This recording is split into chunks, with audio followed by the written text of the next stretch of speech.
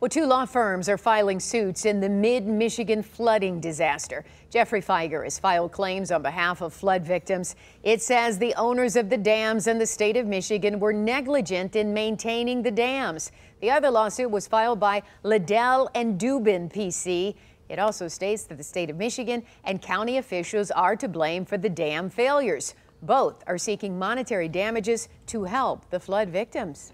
The disaster has raised questions about whether our state is equipped to prevent other dams from failing. Well, tonight the 7 investigators are digging into the 2,600 dams across our state and the small team responsible for keeping them safe. 7 investigator Ross Jones live with what he has learned. Ross?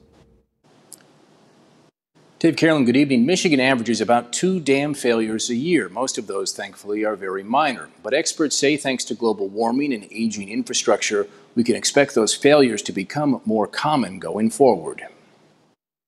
They was watching houses float down the river and boats and sheds. When the Edenville and Sanford dams failed, more than 10,000 were forced to evacuate. Businesses and homes were lost. The damage for the whole area around here is just tremendous. But in a state of more than 2,600 dams, are we in a position to stop it from happening again? There are a lot of these dams out there that are not in great shape. They have some sort of an identified deficiency that needs to be corrected.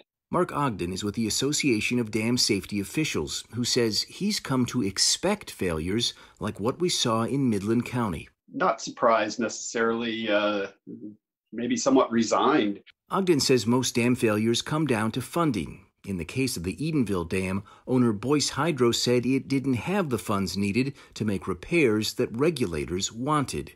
Hugh McDermott Jr. is a spokesman for EGLE, the state's environmental, Great Lakes, and energy department. We can identify problems, we can order them fixed, but if the owners of these dams refuse to fix them or are unable to comply for financial reasons, we have limited tools in our toolbox. In 2018, dams in Michigan were graded a C- by the American Society of Civil Engineers. Jacob RUSHLOW is the president of their Michigan chapter. The average U.S. state spends about $695 per dam in safety regulation. Michigan only spends about $374 per dam across the state. A dam's average life expectancy is 50 years, but more than 2/3 of Michigan's dams are older than that. 271 are over 100 years old. And the team that regulates almost 1,100 dams across the state, it's essentially 2 people. One in charge of the state's upper half, the other who tackles the lower half. 2 inspectors being responsible for regulating 1,100 dams doesn't seem like enough inspectors.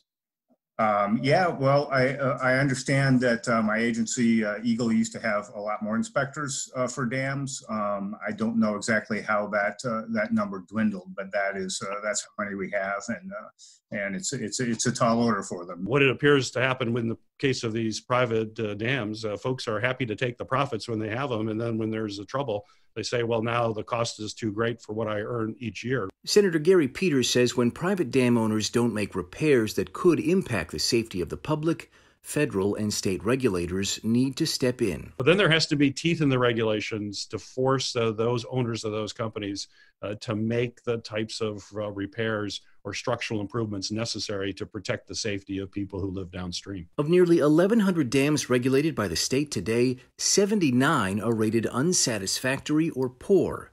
As of this afternoon, the state couldn't tell me exactly how many of those are considered high or significant hazard potential dams, where failure could lead to loss of life or property.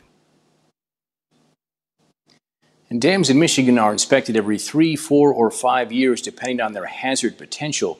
Those inspections are actually ordered and paid for by the dam's owner.